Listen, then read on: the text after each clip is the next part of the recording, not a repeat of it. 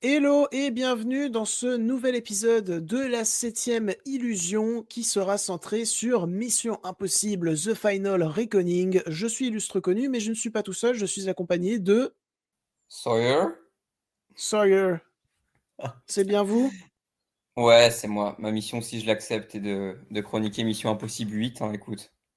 Ok, bah j'ai même pas eu à te demander si tu acceptais cette Tu sais, mission. Je vais me tu sais demander, quoi? ouais. C'est terrible parce que c'est là où on réalise qu'on n'est plus un nouveau collectif, qu'on commence à vieillir en tant que collectif. C'est que c'est le premier opus où on a déjà chroniqué celui d'avant de la saga. Oui, c'est vrai, bah ça a été chroniqué, Mission Impossible 7, Il y a au deux tout ans. début de la Ouais. 7e illusion.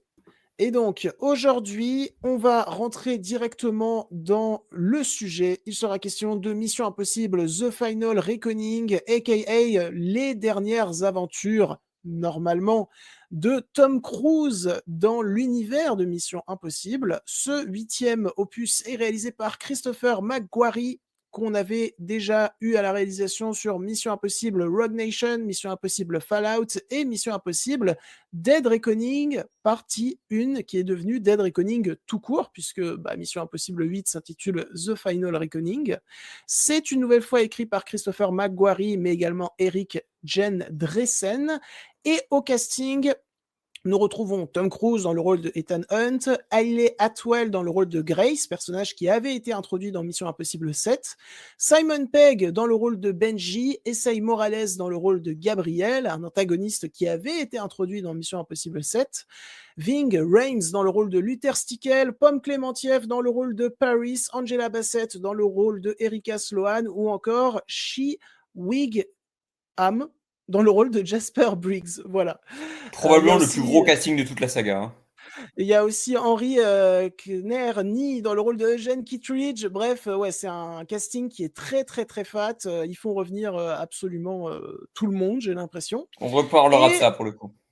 et ce long métrage, il a une particularité au-delà d'être le dernier, c'est qu'il dure 2h51, donc ça fait de cet opus le plus long de toute la saga, puisque même le précédent n'avait pas atteint cette durée. Le précédent durait 2h45, je crois. C'était un Et, truc euh, comme et ça.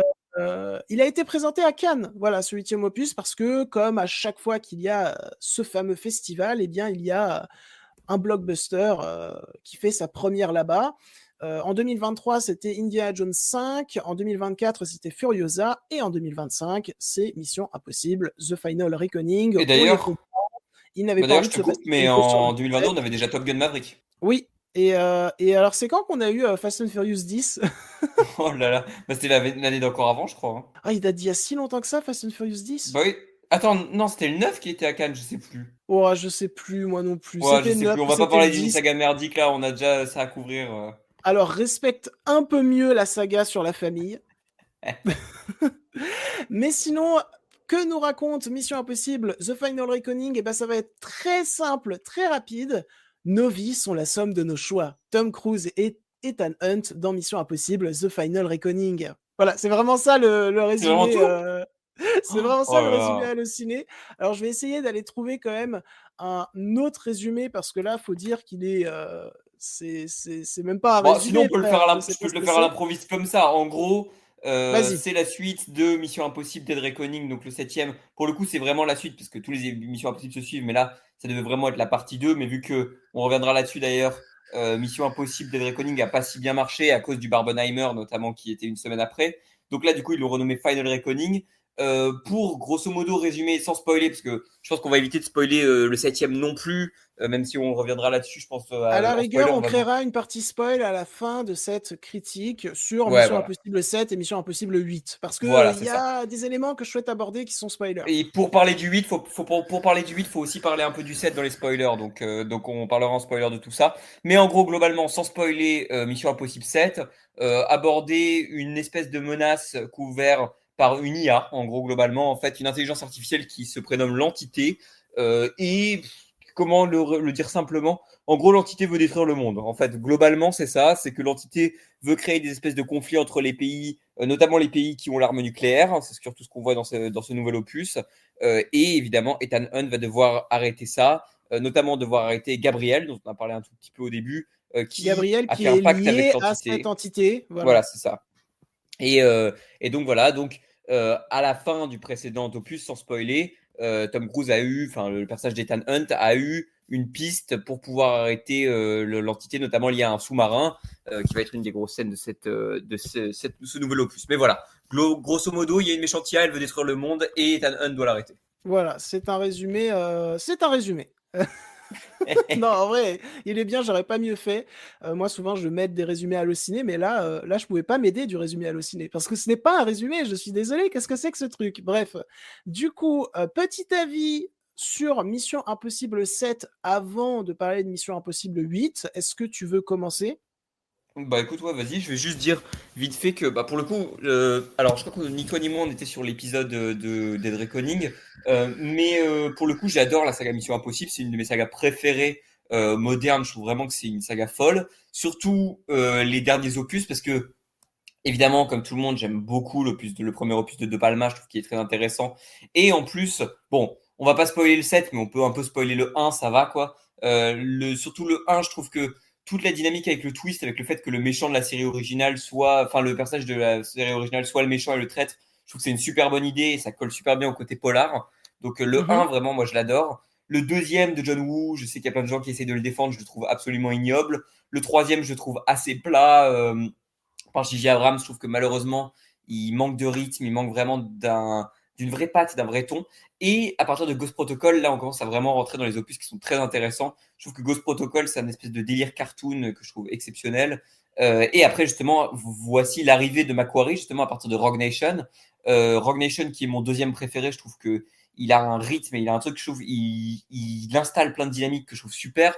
Et Fallout, c'est mon préféré de la saga parce que toute la dualité avec Henry Cavill, je la trouve super intéressante. L'exploitation des décors, c'est de l'action non-stop, mais en même temps, ils arrivent à construire les personnages à travers l'action. Moi, c'est mon opus préféré de Mission Impossible et je trouve que c'est un des meilleurs films d'action qu'on ait eu récemment.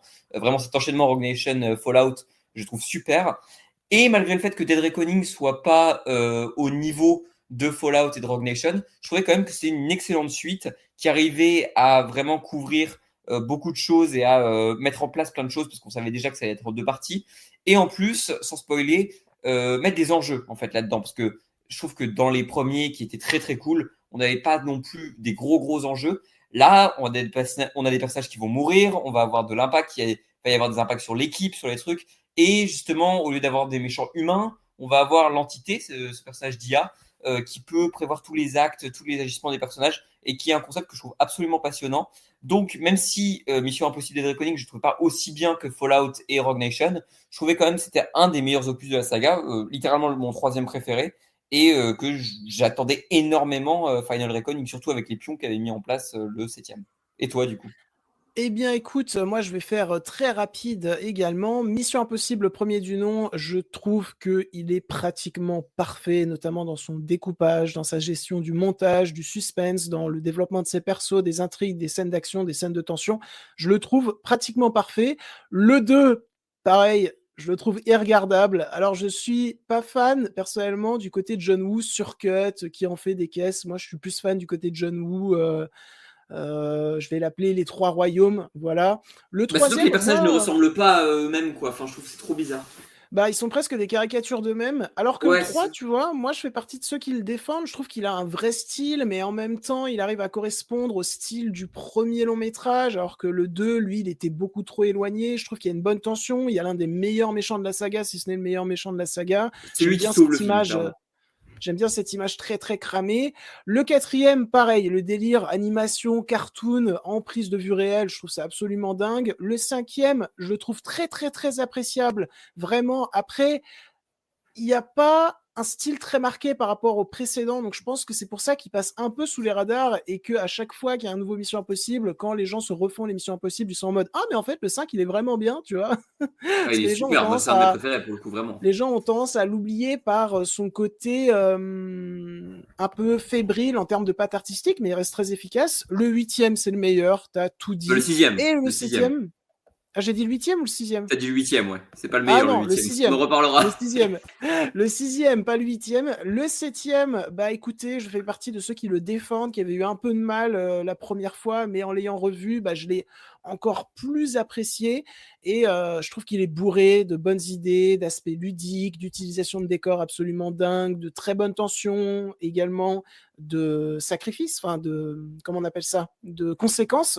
Ça fait du bien de retrouver des vraies conséquences dans la saga, parce que la dernière fois qu'on en avait vraiment eu, c'était surtout dans le premier film. Il y en avait eu un petit peu dans le troisième et dans le sixième, mais ça concernait que des personnages secondaires, alors que là, dans le septième, ça concerne quand même un personnage qui est pas du tout secondaire, quoi. Et puis après, bon, je le trouve un peu 10 fois trop long. Je trouve que l'idée d'avoir annoncé que c'était une partie 1, pour moi, c'est surtout pour cacher des lacunes d'écriture. Il y a plein d'arcs narratifs qui n'étaient pas terminés. Et On je trouvais reviendra ça vraiment là-dessus. dommage. Je trouvais ça vraiment dommage. Alors que tu vois, Mission Impossible 5 et 6, ils se suivent d'extrêmement près. Je veux dire, c'est la même grande histoire, tu vois, et pourtant, ils Ouais, n'ont puis pas il y a le appelé ça méchant et tout partie qui 1, revient partie dans le 1. 6 aussi. Voilà, exactement. Là, tu sens qu'ils l'ont appelé partie 1 et partie 2 parce que c'est les derniers et il fallait faire un max de thunes sur cet aspect première et deuxième partie. Manque de peau, ça a foiré parce que Mission Impossible 7, il n'a pas Après, vraiment très très bien marché, quoi. après est-ce que tu aurais eu ce discours-là sur le 7, sur le fait que c'est un truc très brouillon, si t'avais pas encore vu le 8, tu vois? Bah ouais, parce que j'ai enregistré un podcast sur le 7 avant de voir le 8 et je disais Ah non, merde, non, ok, pas. bah, pardon. Mais après, il y a quand même des scènes d'action de dingue et puis le film est ultra généreux. En fait, il est aussi généreux qu'instable, Mission Impossible 7, mais je prends quand même vraiment un grand plaisir à le regarder et surtout, il me hypait de ouf pour Mission Impossible 8. Ça y est, on y vient. Mission Impossible 8, qu'on a vu tous les deux le 17 mai en avant-première à 20h30. Fallait se le bouffer quand même, hein, un film de pratiquement 3 heures à 20h30 et en plus un Mission Impossible, donc tu sais que ça va barder tout le temps, quoi. Ouais, mais c'est Mission Impossible, ça va forcément être bien, donc on peut pas être déçu. Bah ouais, ouais, de fou. Et donc, bah voilà, on l'a vu. On va vous donner un avis sur le film détaillé sans spoiler et puis un avis sur le film détaillé avec spoiler. Je suis dépité, frère. Genre vraiment, Je te laisse commencer. je peux plus jouer la comédie là. Enfin, j'ai jamais trop joué la comédie sur ce film. J'ai directement annoncé que je l'aimais pas. Mais je suis dépité parce que vraiment, ils ont fait tous les pires choix possibles pour cette conclusion. Ce qui fait que c'est la première fois que je ressors d'un Mission Impossible au cinéma, en tout cas, où je suis dans une incompréhension totale par rapport à ce que je viens de voir, parce que je ne comprends pas comment ils ont pu le foirer à ce point. C'est foiré en termes d'écriture. Je pense que c'est la pire écriture de toute la saga. Et surtout, ça n'a aucun sens la manière dont c'est foiré, mais ça, on va y venir un petit peu après. Et puis, même les séquences de tension, d'action qui m'ont bluffé sur le moment, en y réfléchissant, j'étais pas vraiment dedans, encore une fois à cause d'un gros souci d'écriture. Et il y a tellement d'autres points qui ne vont pas et qui sont, je le répète, complètement incompréhensibles, vraiment. Donc voilà, ça c'est mon avis en bref. Ensuite, on va détailler. Je te laisse donner ton avis en bref.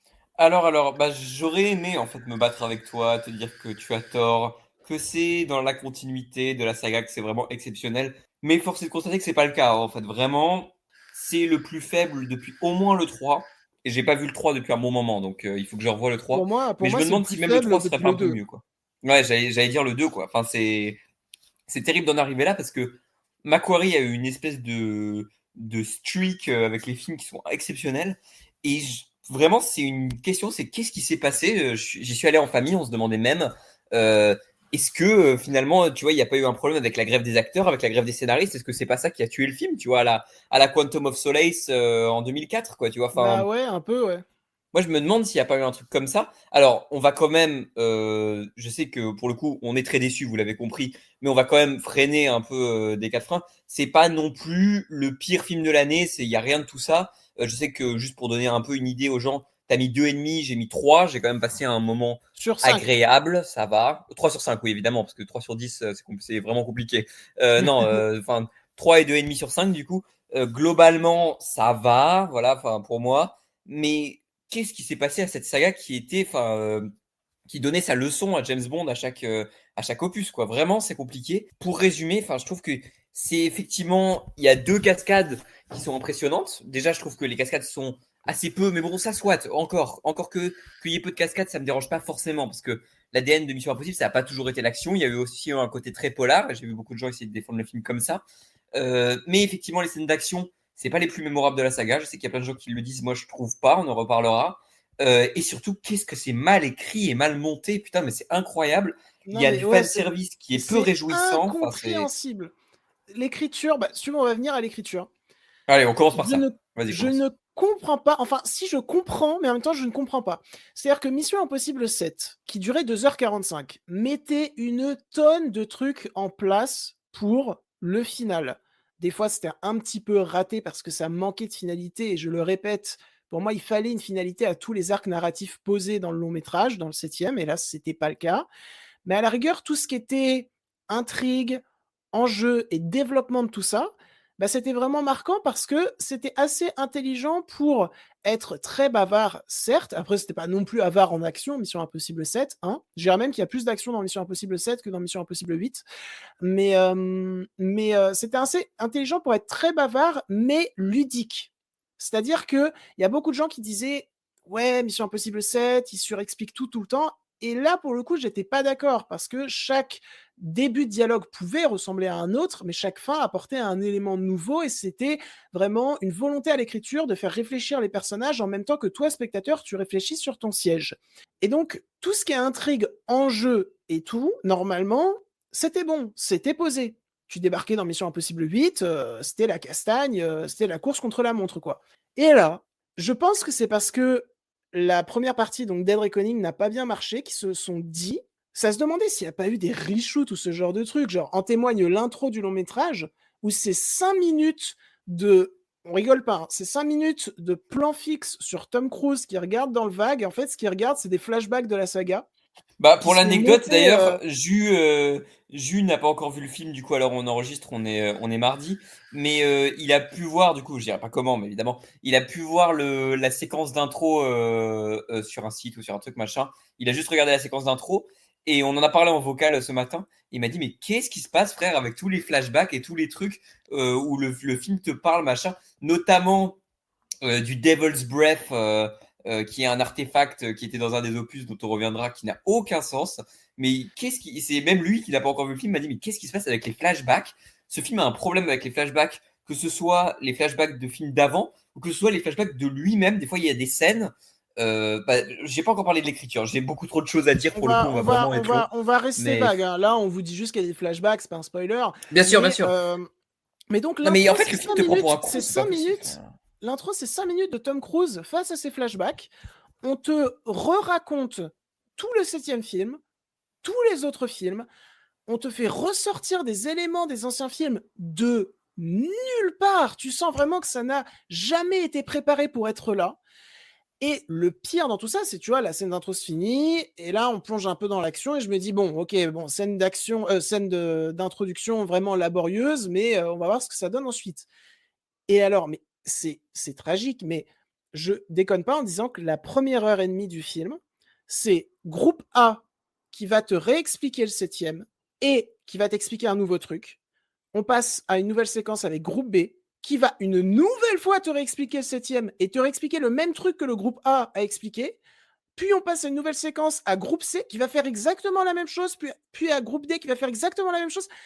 Je ne comprends pas ce qui s'est passé. C'est-à-dire que toute l'exposition était dans le 7e. Pourquoi en refaire dans le 8e? Surtout pour nous prendre pour des débiles finis, parce que il nous surexplique tout le temps. C'est cette première heure et demie, c'est une paraphrase infernale qui n'en finit plus, où tu es juste là sur ton siège en mode mais fermez-la, juste tapez-vous. Les personnages disent un truc dans la première scène et dans les 3 scènes d'après, ça va être répété. Je ne comprends pas. Je ne comprends pas ce qui s'est passé, surtout qu'en plus de ça, ils te font revenir des éléments des précédents films. Mais d'un chapeau, mon gars, ça n'a en plus aucun intérêt dans le film, tu vois, notamment tout ce qui entoure l'un des 2 flics qui était présent dans le 7e. Ils te font un twist ça n'a sur ce aucun sens. personnage, ça n'a aucun sens, ça n'apporte rien au passé de la saga, Non, mais c'est du rien. fan service éclaté, euh, quoi. C'est pas possible c'est autrement. du fan service complètement éclaté. Euh, et même la façon, bon ça on le voyait dans la bande-annonce, donc c'est pas du spoil, la façon dont il te lit le 3e film au 8e, pareil, c'est juste office de fan service. C'est juste office, t'as l'impression qu'à l'écriture ils se sont dit, quand même c'est le final, il faut tout lier et tout. Ben il aurait peut-être fallu y penser avant, du genre dans le En fait, 7e. Du Ouais, genre c'est dans le ça. Déjà, 6e, du genre dans le c'est 5e, parce que fou. ça a Non, été les mais mêmes scénaristes à chaque fois, je crois. Ou alors il y a eu quelques en fait, changements, mais Christopher Le, McQuarrie, il le a gros pas mal problème, écrit. en fait, le gros problème, c'est que déjà à l'écriture, c'est une tannée. Je trouve que le problème, c'est qu'effectivement, quand je vois le début avec tous les flashbacks, effectivement, donc voilà, en gros, c'est la mission de Tom Cruise avec évidemment lui qui reçoit la mission et un personnage qui lui dit toutes vos missions, tous vos trucs ont mené à ça déjà. Bon, voilà, est-ce que croire que le John Woo a mené à ça, c'est quand même une sacrée dinguerie. Mais surtout, la vraie folie, c'est que j'ai l'impression de voir en fait tu sais quand tu vas au César que tu as un hommage à David Fincher et que tu vois toutes les séquences qui s'enchaînent et qui ont un rapport Mais entre c'est elles. ça, Et c'est là j'ai ça. l'impression donc tu vois toutes les personnes qui se sont fait tuer à cause de lui, tu vois toutes les scènes d'amour, tu vois tous les méchants et c'est vraiment mais je ne comprends pas ce choix en fait, on dirait les trucs qui sont mis sur YouTube pour hyper les gens en fait pour la sortie de celui-là. Enfin, Pour moi, en c'est fait, la première heure et demie, c'est une bande-annonce. Mais en même temps, pas mais une c'est ça. bande-annonce qui dise ce qui va se passer ensuite, c'est une bande-annonce qui te surexplique tout ce que tu as déjà compris des précédents épisodes et tout ce que tu as déjà compris dans cet épisode-là. C'est Mais j'ai absolument l'impression infernal. ouais. Et pourquoi, en fait, pourquoi avoir fait ce choix? Je pense que c'est parce qu'ils se sont dit, oh putain, personne n'a vu Dead Reckoning. Du coup, Ouais, mais là le en fait, film se met à en fait, réexpliquer des trucs qu'il a déjà expliqué il y a 5 minutes quoi, c'est le abusé. film a le syndrome Star Wars 9, mais sans rigoler. Ah, non, c'est terrible, hein, vraiment. À des moments, Le ça me film rappelle a Star le Wars 9. syndrome Star Wars 9 où tu as l'impression que tout ce que tu as vu dans le 7e, bah en fait, ça n'a pas vraiment compté parce que il te recrée tout ça à travers des flashbacks. C'est anti-cinématographique pour moi. Et Et en le problème, plus, et c'est en plus, je que te coupe. Désolé. Et en plus, ce qui est incroyable, c'est que le film ne fait que t'exposer des trucs. Et il y a des trucs qui ne sont pas expliqués où j'ai l'impression d'avoir manqué un film. C'est-à-dire qu'à un moment donné, Ethan arrive à Londres et rencontre deux de ses potes qui sont ultra connus. Je dirais pas les deux parce que voilà. Il y en a un des deux qui est malade et qui a un lit ou un truc comme ça. Je ne comprends pas pourquoi ce personnage est malade. Je n'ai jamais vu. Enfin, oui, est-ce que toi tu sais en fait? Est-ce que, est-ce bah, oui, que, oui, est-ce qu'à un moment donné, ce personnage était malade dans les films d'avant ou les trucs? Je ne comprends pas pas d'où du ça tout. sort. Ça n'a aucun sens. J'ai En fait, l'impression qu'il me manque 3 minutes de film en fait. Enfin, c'est le complètement film, fou. le film est giga confus parce que il s'attarde trop sur la surexplication de tout ce qu'on a déjà compris, mais pas sur le développement de tout ce qui devait être développé dans ce 8e, notamment tout ce qui concerne le personnage de Gabriel et sa relation avec Ethan Hunt, Ah, mais qui c'est avait été terrible. Mais posée dans Mission Impossible 7, et là, tu n'as aucune réponse. non, mais Il y ce a qui est fou, tout. c'est que surtout, enfin, on peut pas parler de Gabriel sans trop spoiler, mais enfin, il y a des gros problèmes d'écriture de personnages. Il y a des personnages. Après, on parlera de la forme parce qu'il y a quand même des trucs positifs à dire. On vous rassure, mais je pense que c'est surtout qu'on sent qu'on est déçu. Mais en fait, déjà, il y a un problème avec le fait que si je reviens justement encore sur cette scène où Ethan arrive à Londres pour que les personnages le briefent ou quoi, Ethan arrive à Londres, les personnages lui expliquent tout, donc ça dure 10 minutes, c'est chiant un peu, mais bon, t'avances. À un moment donné, il se retrouve face au méchant dans les 25 premières minutes du film. Le méchant lui explique un truc, cut, flashback d'une scène que t'as pas vue, mais qui était quand même il y a 15 minutes, d'un dialogue qui a été coupé avec justement c'est les deux potes de Ethan à Londres. Ça n'a aucun sens à quel point le film Il dit y ah oui, on a a, oublié de te préciser ça et ça et ça. Enfin, il y a un le film a un énorme problème problème d'exposition, quoi. d'écriture, d'exposition, de montage, parce que en plus de ça, ce qui est terrible, c'est que la séquence sous-marine qu'on aperçoit dans la bande-annonce et la séquence en avion, ok, elles étaient impressionnantes, mais j'avais l'impression de voir pour la première fois qu'une seule démo technique, en fait, j'étais pas dedans parce que on t'a tellement tout expliqué avant et en plus avec un montage imbitable où parfois on fait en sorte que deux équipes différentes, on ait l'impression au cadre qu'elles se parlent en même temps alors qu'elles sont à des endroits différents de la planète. Tu vois, genre, sans rigoler, mon père était dans la séance, il a détesté le film et durant ce genre de séquence, je me disais, mais c'est terrible, mais je pense que mon père, il pense que ces personnages, ils sont dans la même pièce. Tu vois, parce que Ah non, mais même en c'est termes de fou. décor, en termes de décor, c'est trop confus. Et en fait, le truc, c'est que à vouloir trop expliquer, eh ben, tu perds totalement le spectateur. Moi, il y a vraiment un moment où j'ai abandonné de suivre les explications. J'étais juste en mode tapez-vous. Mais le problème, c'est que du coup, je n'avais pas saisi tous les enjeux de toutes ces séquences de cascade, d'action, de tension. Et du coup, j'étais pas dedans. Et du coup, j'étais juste en mode ah ouais, c'est très beau, c'est très bien fait, mais je ne ressens aucun stress. Et ça, c'est terrible pour un Mission Impossible, tu vois. Parce qu'en fait, Non, mais c'est ils ont fou. rendu le truc tellement confus. Et surtout, Mais parce pourquoi que, vouloir ajouter de nouveaux éléments inutiles dans ce dernier film? Il y avait déjà tout. Je en comprends pas. fait, déjà formellement, je trouve que c'est quand même assez abouti malgré ça. Et la Ah mais photo est quand même pas si mal, même si elle est assez grise, je trouve quand visuellement, même. visuellement, c'est top. Les effets spéciaux numériques, j'entends, sont même mieux faits que dans Mission Impossible 7. La photographie, c'est pas la plus belle, mais elle est fidèle à la photographie de Mission Impossible 7, tu vois, genre, elle est efficace, quoi. Ouais, bien Visuellement, sûr. c'est top. En termes de mise en scène des séquences, genre celles sous-marines ou de l'avion, c'est top aussi. Juste, il y a un problème d'écriture, de montage, etc., quoi, qui rend Mais en le fait, tout moi je sais pourquoi, imbitable. parce que tu dis que tu ressens pas d'enjeu, etc. Moi je pense pas seulement parce que tu dis c'est aussi parce que j'ai arrêté de suivre. Je pense pas que c'est parce que tu as arrêté de suivre. Entre autres, peut-être, moi aussi il y a un moment où ça m'a saoulé, donc ces scènes n'ont pas été aussi, disons, marquées dans ma mémoire que des scènes des précédents opus. Mais parce que même si Mission Impossible ça part de cascades et ensuite on construit une histoire autour, il n'empêche que les cascades elles sont importantes parce qu'elles ont de l'enjeu. En fait, parce qu'on t'a construit des personnages derrière, parce qu'on t'a construit des trucs. Ce qui fait que quand il s'est passé tous les trucs dans Dead Reckoning avant, quand Tom Cruise il saute en moto pour arriver sur le train en parachute ou quoi, t'en as quelque chose à foutre. Parce que t'as tellement d'enjeux et de trucs, etc., qui sont construits. Et de montage aussi, parce que le film a un énorme problème de montage. Dans le septième, c'est vraiment construit. Et c'est même pas le meilleur de la saga. Dans Fallout, il y a des vrais enjeux par rapport à la course-poursuite à Paris. Et c'est tout ça. Et le deuxième problème, c'est que moi, je trouve que la scène de sous-marin est vraiment très très bien foutue. L'avion, j'ai trouvé ça sympa, mais j'avais déjà un peu hâte que le film se termine parce que j'étais vraiment déçu et j'en avais un peu marre. Mais c'est surtout que, comparé, je suis désolé, ça va faire dur dit comme ça. J'ai plus l'impression que c'est nouveau. J'ai plus l'impression que la saga se réinvente parce que, aussi jolie soit-elle la scène du sous-marin, elle me rappelle un peu la scène en apnée de Rogue Nation. Aussi bien foutue soit la scène des avions, elle me rappelle vraiment la scène des hélicoptères dans Fallout en fait. Et je trouve que ça manque vraiment de nouveauté. Et en Bah, plus, enfin ouais, vas-y. non, je disais, en fait, le souci, c'est que tu vois, moi, ce que je défendais dans le travail de Christopher McQuarrie, c'est qu'en termes de mise en scène de scènes d'action, il savait se réinventer tout le temps, tu vois. Parce que dans le septième, il y a une séquence dans Ouais, un train, comme il y avait une séquence dans un train dans le premier, mais elles avaient strictement rien à voir. bien sûr. Mais là, même si c'est abouti en termes de mise en scène grand spectacle, on va dire, c'est vrai qu'en y réfléchissant, quand tu le dis, il n'y a pas vraiment de réinvention. En fait, c'est vraiment sur des rails. Et ok, la séquence sous-marine avec ces plans extrêmement larges et la musique vraiment en mode oh comme ça, genre bien bien stressante, tu vois. Ok, ça peut marcher, mais le problème c'est que les enjeux sont incompréhensibles derrière et que ouais, le tout a été mal construit, mal bité et c'est terrible. C'est terrible parce que c'est le Non mais final c'est et on en surtout, attendait enfin, tellement. Alors peut-être qu'on en attendait trop, tu vois.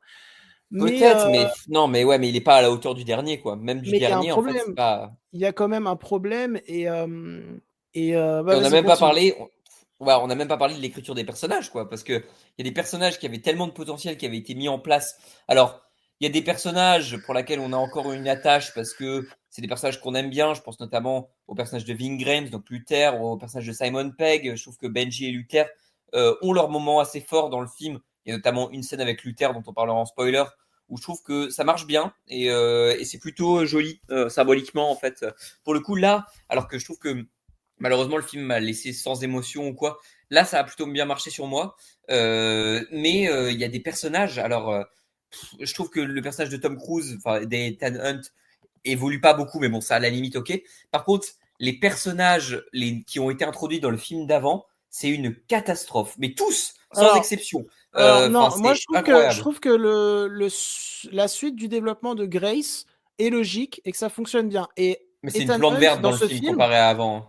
bah non, elle fait que Grace agir. évolue pas, quoi.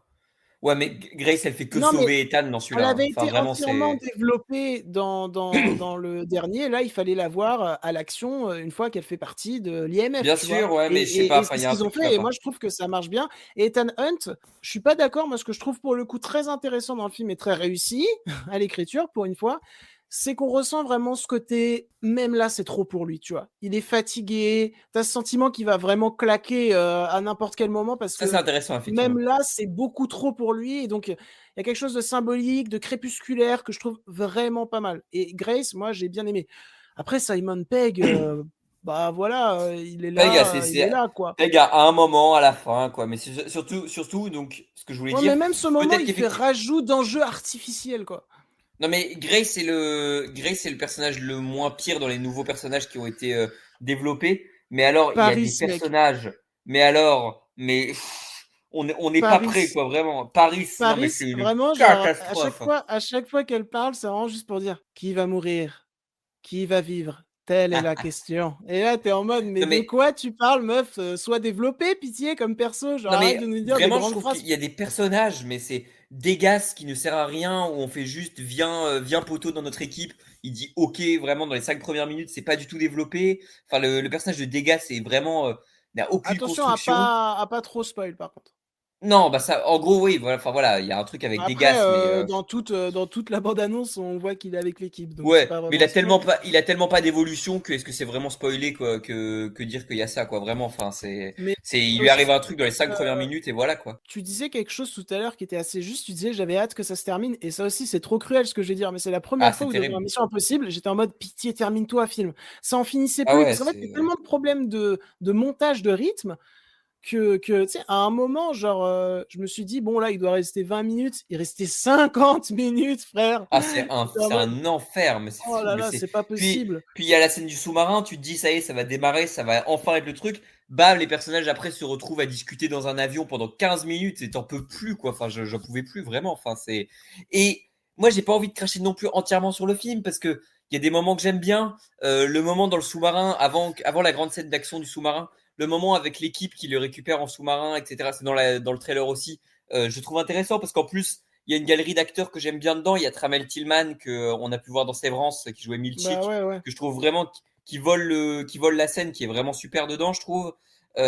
Aussi Cathy O'Brien aussi qui est vraiment bien aussi que dans cette même scène qui était dans Love Lies Bleeding aussi. Enfin, je trouve qu'il y a des personnages qui ont leur moment, mais il y en a d'autres qui sont vraiment mais pauvrement construits. Le personnage de Nico Offerman aussi, on n'en parle même pas, mais c'est une catastrophe. La construction de ce personnage n'a aucun sens.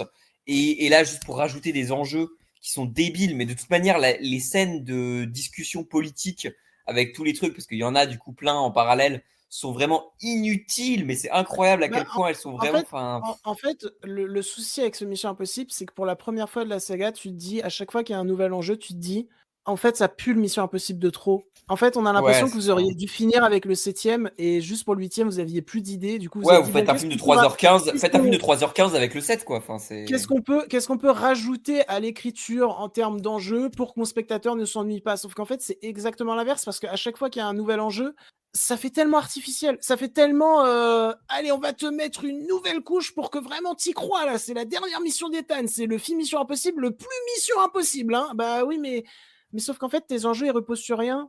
Ils sont super artificiels et Non, mais ils font que nous dire oh non, encore 10 minutes dans la gueule, on a envie que ça se finisse quoi. Non, et puis on n'a même pas. Après, on passera en spoiler. Je pense qu'on a beaucoup de choses à dire en spoiler.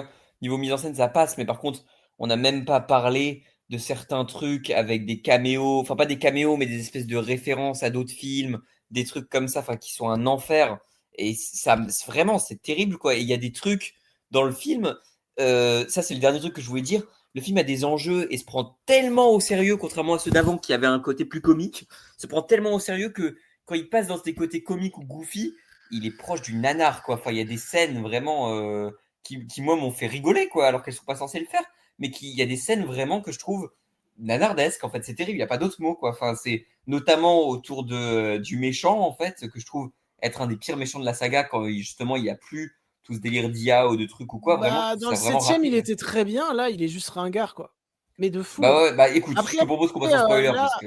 là j'ai été vraiment dur avec le film. Donc, si je récapitule dans les points que j'aime bien, je trouve que la mise en scène est appliquée en termes de grand spectacle. Après, je trouve qu'elle se réinvente beaucoup moins qu'avant. Je trouve que le film est vraiment plutôt beau et assez sérieux. Enfin, tu ressens le budget, quoi. Genre, voilà, il Ouais, n'y a bien sûr. pas d'effets spéciaux numériques qui font tâche, selon moi. Et puis, je dois dire que la séquence où Tom Cruise, enfin Ethan Hunt, parle à l'entité, cette séquence-là, wow, j'ai failli roter. Cette séquence-là, elle m'a mise en tension. Vraiment. Parce que je trouve qu'il y a vraiment. On ressent ce côté de Ethan qui est peut-être pour la première fois de la saga entièrement paniqué. Enfin, je veux dire, il fait une crise d'angoisse, quoi. Et vraiment, là, du coup, ça marche très, très, très bien. En plus, avec toutes les images qu'on voit à l'entité et tout, tu te dis, waouh, ok, d'accord. Euh, et, euh, et voilà. Et la musique aussi, qui est vraiment top. Même si Elle marche bien, ouais. c'est pas Lorne Balfe, Elle marche bien. la Non, mais musique est voilà, vraiment pour top. conclure, pour les gens qui vont nous quitter là en non spoiler, Il y a des bons moments, il y a des scènes assez fortes. Ça passe bien niveau mise en scène et niveau colorimétrie, même je trouve que ça passe plutôt bien, même si parfois c'est un peu gris. Mais je trouve que l'écriture, c'est une catastrophe. Les scènes d'action, du coup, sont pas aussi marquantes qu'elles le devraient à cause de l'écriture et à cause des enjeux que je trouve tellement énormes, en fait. Mission Impossible a toujours eu des gros enjeux, mais c'est tellement ridiculement grand, en fait, comme enjeu, comme truc.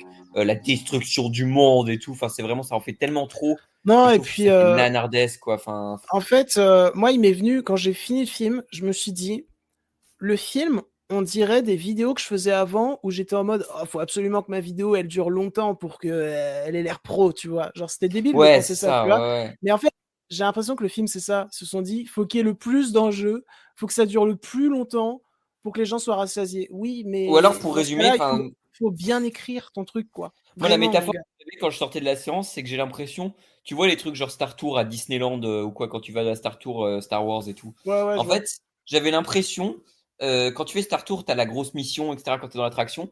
Et quand tu fais la file d'attente, t'as genre le général Akbar qui vient de donner la mission en disant cette mission est très importante, machin ou quoi. Sauf que là, en fait, j'étais vraiment dans un jour où il y avait énormément de monde à Disneyland Paris. Je faisais la queue pendant 4 heures et je l'ai vu 8 fois, en fait, le briefing du général Ouais, Akbar pour ouais. avoir 10 minutes d'attraction, quoi. Enfin, c'est vraiment, je trouve que le payoff marche pas du tout, quoi. Mais bon, passons au spoiler parce qu'on a beaucoup de choses à dire. Voilà, maintenant, on va passer en spoiler dans 3, 2, 1. Alors, un point positif que j'ai pas dit du coup dans la partie no spoil, je trouve la mort de Luther vraiment émouvante. Pour le coup, je trouve que ça marche bien ça. Parce qu'il y a un moment intime entre les deux où ils discutent, où le film souffle et n'est pas juste là pour poser des enjeux artificiels débiles. Il est là pour dire au revoir à un vrai personnage et le construire. Puis ça rajoute aussi un côté vachement émouvant sur le fait que le personnage est là depuis le premier, quoi. Enfin, c'est le seul personnage avec Ethan qui est présent depuis le premier opus, quoi. C'est ça. Mais, Je trouve que ça marche bien. mais d'ailleurs, cette séquence, en fait, elle m'a inquiété. Tu sais pourquoi? Est-ce que Pourquoi? Ving Rhames, il était à Cannes là pour la première? Ah putain. Ouais, non, non. Je sais Putain, pas, c'est pas faux. mais parce qu'en fait, ça m'a rappelé un peu la séquence dans Destination Finale 6 avec Tony Todd. Ou Je entre l'ai pas guillemets, vu c'est du une coup, séquence mais ouais. qui ouais, entre guillemets, c'est une séquence qui s'adresse aux spectateurs, tu vois? On sait que Tony Todd est décédé et en fait, elle m'a inquiété cette séquence parce que je la trouvais vraiment bien, émouvante, forte, et sobre aussi, tu vois? Ça faisait du bien un peu de sobriété quoi, enfin un aspect sobre Ouais, bien et sûr. en fait, moi, elle m'a inquiété parce que je me suis dit: «Mais j'ai l'impression que dans quelques mois, je vais apprendre la mort de Ving Rhames». Ah, ce serait terrible hein, si ça arrive pour le coup, vraiment. Mais enfin, Mais parce en que fait, le fait de l'avoir rendu malade sans aucune explication, dans ça c'est trop celui-là, bizarre, putain, mais ça n'a aucun sens, je trouve. Enfin, le truc, le personnage arrive, il est malade, tu ne comprends pas d'où ça sort. Alors, soit il est trop vieux, soit il est malade pour vraiment faire partie de l'action. En même temps, quand je l'ai vu et que j'ai vu passer le truc, je fais ah merde, ils s'en débarrassent, mais en fait, non, ça va. Enfin, je sais pas, c'est mais tellement bizarre en fait. Enfin, en fait, c'est terrible ce que je vais dire, mais je me demande s'ils sont pas au courant que Ving Rhames est réellement malade et que dans quelques mois, on va apprendre sa si mort c'est et ça, que c'est du coup, terrible, hein. bah, la séquence, trouvera encore plus son sens, tu vois? Je le dis Parce devant qu'elle les est gens, si ça arrive vraiment, enfin. en tout cas, la séquence était vraiment, vraiment bonne et vraiment émouvante, mais je la trouvais bizarre Ouais, dans mais sa c'est là où le moment construction où le film et se pose. En fait, c'est le seul moment, c'est ça qui est intéressant, c'est le seul moment où le film se pose pour développer ses personnages et pas juste parler pour créer des enjeux artificiels de merde, en fait. C'est ça aussi. ouais C'est ça. Et, et et le film a un vrai problème quand il le fait tout le temps. Et notamment des scènes, mais alors, enfin, il y a des scènes dès le début, mais qui n'ont aucun sens. Déjà, vu qu'on parle de mort, je trouve que le film a tellement peur que les gens qui le voient aient pas vu le septième, qui met complètement de côté Rebecca Ferguson, c'est-à-dire que c'était quand même un gros enjeu, sa mort par rapport au septième, aux motivations d'Ethan, etc. Et sa dualité avec Gabriel, qui avait déjà tué en fait un d'être cher et qui là a aussi buté Rebecca Ferguson. Le film n'en a rien à foutre en fait, c'est-à-dire que Gabriel, pour moi dans le film, c'est Satanas de Satanas et Diabolo. En fait, le mec arrête pas de fuir, de partir en courant, de faire des espèces de vannes. Et alors, il y a un moment, j'ai explosé de rire, je suis désolé, quoi. Dans le climax, quand il se barre en voiture et qu'il fait Catch me if you can, Ethan, ha ha ha ha. Tu fais, mais qu'est-ce qui se ouais, passe? non Vraiment, mais enfin, le non film mais le prend tellement au personnage, sérieux que ça n'a aucun sens. c'est vraiment lui qui apporte le côté nanar, parce que faut parler de la mort de Gabriel aussi, c'est juste pas Ah, possible. mais Genre puis Gabriel vraiment, qui se fait attraper le bras par Tom Cruise. Et moi au dans début, tu sais, il y a un gros plan, j'ai cru qu'il s'était fait arracher le bras. Non, il y a juste Tom Cruise qui attrape son bras et lui fait Ah! Comme ça, j'ai pleuré de rire, quoi, non, vraiment. non, non, mais ça c'est parce qu'il lui a quand même disloqué le bras. Oui, mais bon, enfin, le cri était vraiment bizarre. Enfin, il y a des trucs, Non, je mais sais pas, genre, c'est t'as trop vraiment bizarre, quoi. en Enfin, big 2025, dans un blockbuster comme Mission Impossible, le méchant meurt en disant: «Eh mais il y en a qu'un qui a un parachute! Ha ha ha ha ha!» Il s'éclate les burnes. Il s'éclate les burnes sur enfin, l'avion oh là là. et il se fait encastrer la gueule, dans son avion. Ça, c'est la mort du méchant.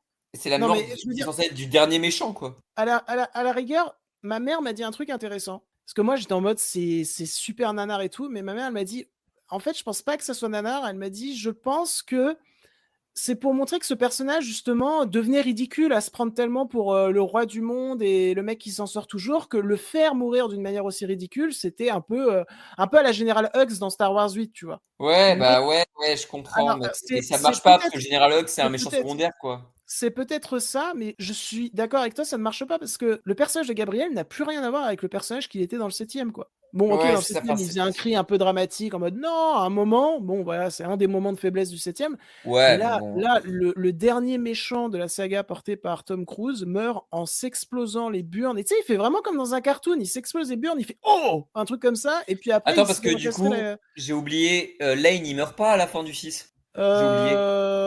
Est-ce qu'il meurt? Je sais si, plus. si, je crois qu'il meurt, Lane, à la fin du 6. Ouais, mais Solomon Lane était un bien meilleur méchant que ce personnage-là, quoi. Enfin, vraiment.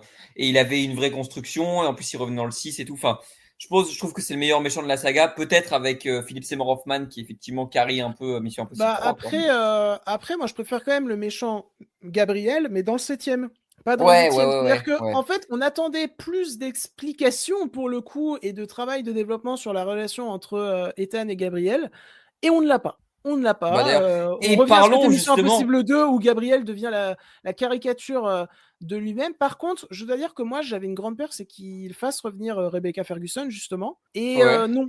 Et je trouve ça bien. Voilà, Ouais, c'est bien.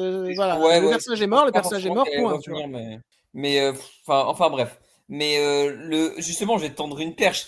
En parlant de Mission Impossible 3. Oh là là là là, putain, il faut Let's qu'on parle de go. MacGuffin de Mission Impossible 3.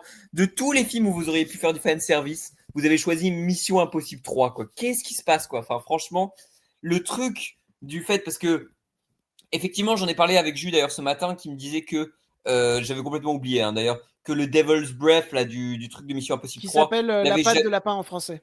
ouais, d'accord, c'est ça, n'avait jamais servi à quelque chose en gros jusqu'ici en fait ou quoi. Là, ça sert à quelque chose. Le problème, c'est que bah en fait c'est OSEF en fait. On en a rien à foutre que ça vienne de Mission Impossible 3. Ça sert à rien. C'est vraiment Bah, parce juste qu'en pour fait, essayer de le lier à un autre bout de la saga, quoi. voilà, c'est exactement ça. Ils te développent pas le sujet. Ils te disent juste, en fait, vous voyez le truc dans le 3 là? Bah, en fait, ça servait à ça. Et en fait, le film passe son temps dans la première heure et demie à te dire, et vous voyez le truc dans le 1 là? Bah, en fait, ça a servi à ça. Et vous voyez le truc dans. Tu vois, c'est exactement ça. Sauf qu'à chaque fois, tu attends un développement sur le sujet. Il ne développe pas. En fait, c'est vraiment ultra. Dans un film qui combat l'intelligence artificielle, on dirait que c'est le seul opus qui a été écrit par intelligence artificielle. Bah, il faut qu'on C'est parle de l'IA d'ailleurs, hein. c'est Parce que c'est l'IA, c'est c'est c'est c'est c'est pas dramatique normal. aussi, hein. On n'a pas parlé de l'IA aussi dans la construction parce qu'on pouvait pas en spoiler. Mais je trouve que c'est incroyable d'avoir de l'or entre les mains, de faire que le méchant de ta saga, ce soit une intelligence artificielle, ce soit un truc qui n'existe pas. Parce qu'en plus, les films de Tom Cruise parlent de lui-même, etc. Là, on le voit plus fatigué ou quoi. Mais essayant de se battre contre quelque chose qui est artificiel, qui est virtuel, en fait, qui est faux, et lui qui fait ses cascades lui-même ou quoi. Quel acte manqué l'intelligence artificielle en fait de faire en fait un truc où il met un casque, etc. C'est dans le trailer aussi, mais bon, on en partie spoiler, mais voilà. Mais où il met un casque ou quoi, c'est intéressant. On peut avoir un truc. Je trouve pas la scène particulièrement réussie, mais bon, à la limite, Ah c'est si, moi, c'est disposition. justement l'une des séquences que j'aime bien, que je trouve Non, vraiment mais inquiétante ça pour le coup. va, mais en fait, ça manque. Je trouve que déjà les enjeux, moi, je peux vraiment pas avec la destruction du monde. Je trouve que c'est même pour Mission Impossible, c'est beaucoup trop en fait comme espèce d'enjeu. Et surtout, c'est incroyable de faire un an l'IA et l'IA devient un compte à rebours en fait jusqu'à la fin du film. L'IA sera un compte à Bah là rebours en mode aussi, vous avez 3 jours, sinon le monde explose quoi. Enfin, ça c'est rajoute un enjeu artificiel. ouais, c'est ça. En Mais fait, c'est ça le truc qui est tragique, c'est qu'on dirait que c'est écrit par intelligence artificielle. On ouais, et dirait le vraiment côté qu'il y a une intelligence artificielle qui a dit: «Ah, comment lier tous les missions impossibles ensemble?» Tu sais que genre, ouais ils et ont posé la question le à ChatGPT et on leur a répondu: ouais, «Bah, c'est vous ça, pouvez il leur a fait reprendre la tête de un truc, lapin». ça pourrait être lié au truc du 3, machin, enfin, c'est vraiment ça. Mais même le côté, enfin, je trouve, c'est terrible d'avoir justement un film, c'est ce que j'ai dit à ma famille, j'ai dit, on dirait que le 8 et le 7 ont été intervertis entre eux, parce que le 7 a plus une gueule de grand final que le 8 au final, en fait. C'est terrible, hein, Mais oui, vraiment, parce mais c'est que totalement le ça. Et 8 surtout quand je dis utilise le syndrome Star Wars 9, c'est qu'on dirait que le 8e Mission Impossible efface le 7e. ah oui, c'est ça, mais vraiment. Et en plus de ça, c'est incroyable d'avoir un truc d'une intelligence artificielle qui est utilisé un peu dans le 7 d'ailleurs, qui aurait dû l'être un peu plus, mais qui là avait l'occasion de le refaire encore, Bah, d'avoir tellement une mieux IA utilisé dans le 7e, complètement. notamment elle se fait passer pour Benji et tout, c'est tellement mieux. C'est ça, mais surtout le septième, une IA qui peut manipuler les gens en imitant les voix, en sachant tout ce que va faire le héros, parce qu'en plus, ça peut être vu aussi comme une espèce de personnification des scénarios d'Hollywood, tu vois, qui peuvent être, qui sont prévisibles ou des trucs comme ça. Ça peut être quelque chose qui est passionnant à exposer. Ça n'est jamais utilisé dans le film. C'est utilisé au début, vite fait avec la scène de l'IA, puis ça sera plus jamais utilisé. Ouais, c'est un échec, hein. Faut le dire, genre, ce Et ouais, dernier Mission Impossible, c'est un échec. La c'est le mission a plus été faible fail. depuis le 2, quoi. Enfin, peut-être depuis le 3, mais moi, peut-être, plus j'y pense, plus je me dis que c'est le plus faible depuis le 2, quoi. Vraiment, enfin. Bah, mon père, il m'a dit un truc qui est vrai. Il m'a dit, je pense que c'était une mission impossible de trop pour Tom Cruise. Et en C'est vrai, possible, mais bah, ouais, franchement, mais est-ce que il ça a donne un cet intérêt de faire aspect-là, Mission quoi. Impossible sans Tom Cruise, quoi? Enfin, Non, non, mais en fait, quand t'as l'impression qu'ils ont préparé tout un terrain pour le. En fait, t'as l'impression limite que ce film n'est pas de la même saga que les autres, quoi. Parce que normalement, quand tu crées, quand t'as en tête de créer Dead Reckoning partie 1 et partie 2, que la partie 1 n'est pas encore sortie, donc tu sais pas qu'elle va un peu bider, tu vois. Normalement, comme pour Harry Potter et les reliques de la mort partie 1 ou Hunger Games, la révolte partie 1, partie 2, tu vois. Normalement, tu t'assures, ça, je sais pas, si je veux pas de les défendre le film, je le tourner trouve raté, mais en de les fait, je trouve tourner, le non film mais raté. de les tourner ensemble et de leur donner une DA et des sujets et tout correspondant pour que, une fois qu'on a vu les deux parties, on ait un package qui fonctionne ensemble. Tu vois, tu peux avoir une En- partie préférée entre les deux, mais au moins, voilà. Là, le package n'existe pas en fait. je suis d'accord avec toi, mais en Mission fait, Impossible pour 8 le ne coup, matche pas avec le 7. moi, j'ai pas envie de défendre ce film qui m'a déçu et que vraiment je trouve être un des plus faibles de la saga. Mais pour sa défense, vraiment, je vais faire l'avocat du diable.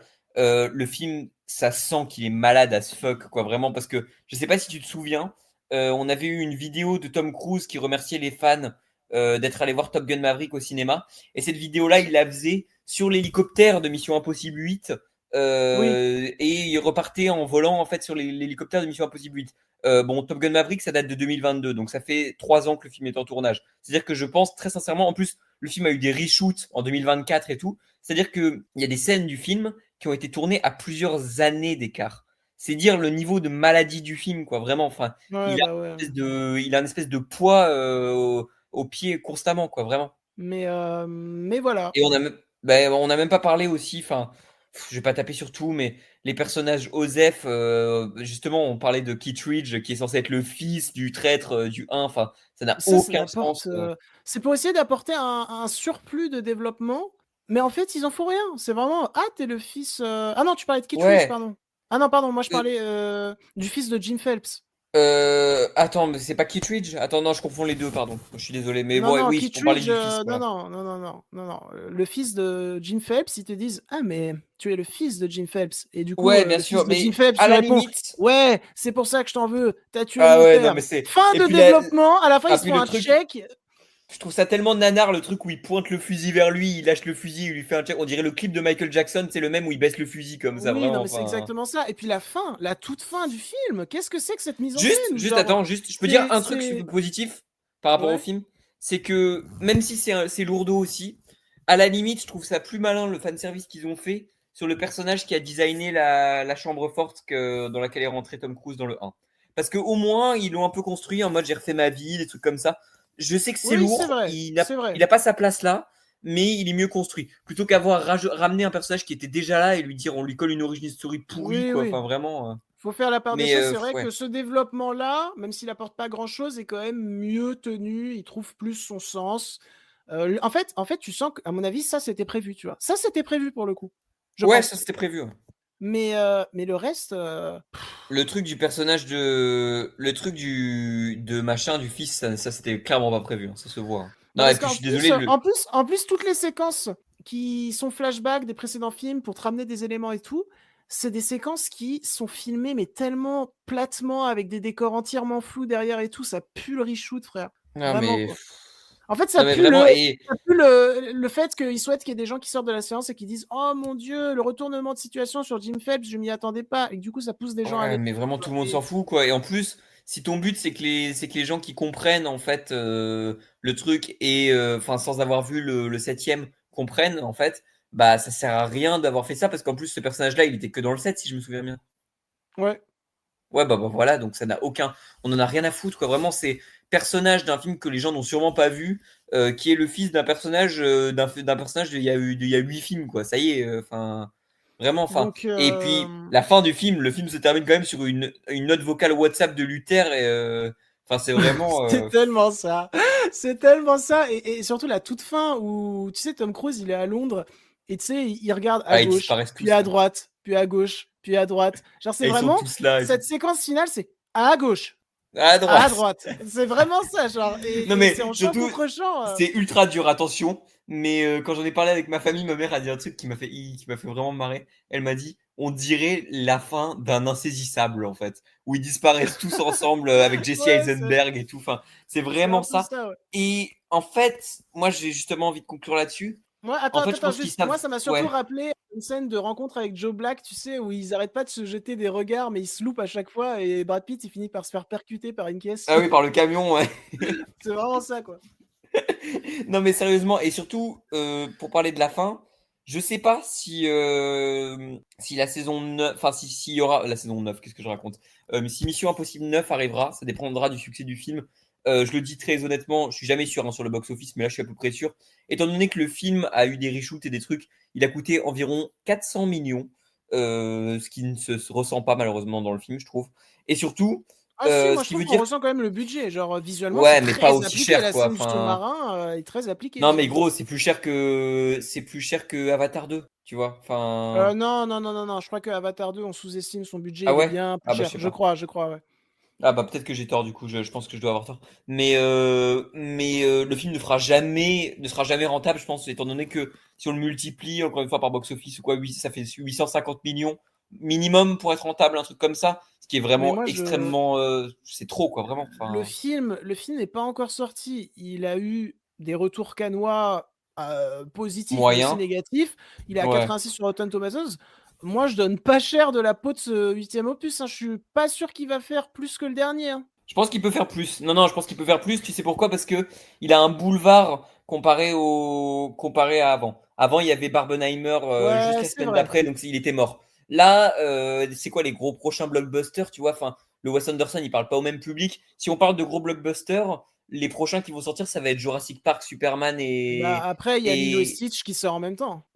ouais, mais c'est pas le même public, tu vois. Enfin, les gens qui vont aller en famille, tu vois. Enfin, Ouais, pour ouais, moi, c'est c'est pas, vrai, ouais. pour moi, c'est pas le même public. Si on parle de gros blockbusters, les prochains qui arrivent, ça va être Superman, Jurassic Park et les 4 Fantastiques surtout. Enfin, mais il faut Mais, voir en fait le succès qu'aura le film. Mais je pense que le bouche à oreille sera vraiment pas terrible, quoi. Parce mais que moi, plein de gens vont aller, pense, ouais, mais plein de gens vont aller en pensant que ça va être Top Gun Maverick et ils vont être très déçus, quoi. moi, je pense qu'il faut que ça s'arrête là, hein. OK, Ah il bah laisse la clairement. porte à un prochain, mais s'il vous plaît. En fait, tu sais à En quoi ça plus, m'a fait penser? Tom Cruise, là, apparemment, il va revenir dans des films plus autoristes, Ce qui m'intéresse avec beaucoup, moins ouais, ouais, d'action et ouais. tout, ça m'intéresserait beaucoup, ça, genre. Surtout le Donc, Inaritu là, parce que je sais pas si t'as vu le pitch, mais c'est un mec qui croit qu'il est le sauveur du monde ou un truc comme ça, enfin, mais qui peut être super intéressant par rapport à ce qu'il incarne Tom Cruise dans le cinéma, quoi. Ça peut être vraiment intéressant. et là, Mais soudainement, le film fait 1 milliard et ils annoncent Mission Impossible 9 et 10. Mission Mais en même Impossible temps, 12 dans l'espace. comment tu voudrais faire une menace encore plus dangereuse que celle du 7 et du 8? C'est tellement débile à quel point c'est gros en fait, Mission Impossible 8 en fait en termes d'enjeu quoi. Enfin, c'est Pour moi, impossible. je pense qu'ils vont pas lâcher la saga, hein. C'est Paramount, ils vont pas lâcher la saga, mais je pense Bah je ils sais vont qu'ils ont soit voulu la faire rebooter, en fait, ils ont voulu à soit maintes reprises faire plein de spin-off ou quoi, mais vu que Tom Cruise est un dégénéré dangereux, il a refusé catégoriquement tout. Tant mieux, hein, mais voilà. je pense que maintenant, ils vont peut-être faire des spin-offs sur Benji ou quoi, machin. Surtout que genre le film, C'est possible. souvent Tom Cruise, il lui dit: «Vas-y Benji, maintenant c'est toi le chef et tout», donc Maintenant, bon. c'est toi le chef et tout comme ça. Ouais, c'est vrai que ça peut arriver. Mais bon, est-ce que Simon Pegg, moi j'adore Simon Pegg, je trouve que c'est un Est-ce super qu'il va acteur. s'accrocher à un Mais avion? non, mais Non, mais surtout, est-ce que commercialement, il est assez vendeur pour le grand public? Je suis pas sûr, tu vois, c'est pas Tom Non, mais Cruise. je pense que s'ils continuent avec le personnage de Simon Pegg ou avec d'autres personnages qu'ils ont introduits, je pense qu'ils continueront en créant une nouvelle franchise qui commencera avec un plus petit budget d'abord, tu vois, pour tâter le terrain et ensuite mettre plus de sous-sous si les gens s'attachent de plus en plus, je Ouais, sais pas, effectivement. au personnage de Grace, peut-être. Oh là là, putain, non, non, non, mais ça peut pas marcher. Mais c'est surtout, moi, le film m'a rappelé la fin du 4. Parce que la fin du 4, je sais pas si tu te souviens, il y a sa femme qui part, il y a tout le truc ou quoi. Il les voit un peu tous partir aussi, la fin du film. Et même si la fin du 4 est plus réussie. Et du coup, là où Mission Impossible 1, 2, 3, 4 clôturait un peu un arc, où après on est rentré dans une ère où les 4 films d'après ont été réalisés par Christopher McQuarrie, est-ce qu'il serait pas en train d'essayer d'ouvrir un peu une porte vers un nouvel arc ou un nouveau truc? Sachant que je me souviens qu'à l'époque, il voulait qu'un peu le 4 ce soit un peu le dernier avec Tom Cruise et il y avait des trucs où il disait que il voulait que ce soit Jeremy Renner qui reprenne le flambeau. Bon, clairement c'est pas arrivé, voilà. Sachant que le personnage de Jeremy Renner n'est pas revenu depuis le 5 en tout cas. Mais Non, voilà, ou alors ils vont faire une série sur le personnage de Simon Pegg. Ça coûte c'est moins de possible. Ouais. thunes, je pense, et vu que lui, il fait pas des cascades, et bah voilà, tu vois, c'est. Mais ils vont C'est pas la possible. Il lâcher. n'empêche que pour la Comme première fois dirait, depuis enfin, le 2 de la saga, j'ai vraiment peur du futur de cette saga, quoi. bah ouais, moi aussi, je pense qu'il faut faire quand même une pause, genre bien une pause de 5 ans, quoi. Ouais, moi je dirais plus, hein. Je Mais, dirais 10 ans, hein. mais ils vont pas la faire. Ils vont pas la Mais ils faire. le feront pas. Ils le feront Les pas. missions Parce que, impossibles, ils ouais, vont continuer avec un moyen ou un autre, quoi. Bah écoutez, sur ces belles paroles, je pense qu'on va finir cet épisode de bientôt 1 heure, quand même. Donc, on s'est peut-être un peu beaucoup répété. On a peut-être un peu fait comme le film. On a peut-être un peu il surexpliqué. débite, il veut pas s'arrêter, hein. Désolé si c'est le cas. En tout cas, on espère que bah, cet épisode vous aura plu. N'hésitez pas à le liker, le commenter, le partager, à vous abonner. On se retrouve très prochainement pour de nouveaux épisodes sur la 7e illusion. Faites-vous votre propre avis, parce qu'on le rappelle, hein, le film a divisé à Cannes. Il y a des gens qui ont adoré, comme par exemple le Captain Walker, comme Joe, lui, il a Joe adoré. qui a mis 4,5. Mais je tiens à le dire, en fait, à chaque fois que Joe mettra 4,5 à un film, je sais pertinemment que je le détesterai, ce film. Bah, il a mis 3,5 à Alpha, donc prépare-toi. Ah, il a mis 3,5. Je sais pas trop ce que ça raconte du coup chez Joe. Un 3,5. Le mec qui essaye Mais, de tout analyser à partir de ça. mais on l'embrasse. On embrasse toute l'équipe. Voilà. Et n'hésitez pas, petite promo, attention. Bon, Cannes, c'est peut-être fini. Alors, bon, je suis pas sûr. Peut-être qu'on arrive à la fin de Cannes au moment où vous écoutez ça. Mais n'hésitez pas à voir, on fait des petites pastilles sur les réseaux sociaux en parlant de Cannes, etc. Puisque Joe et Hugo, du coup, sont à Cannes et sont en train de faire tout ce petit line-up ils sur sont tous en les train de films. canner. Et Voilà. sur cette blague, on va s'arrêter, je pense. Sur Voilà. cette blague, on va s'arrêter. Bref, des bisous à tous et à toutes. Et puis, merci de nous avoir écoutés. On se retrouve très vite. Ciao, ciao!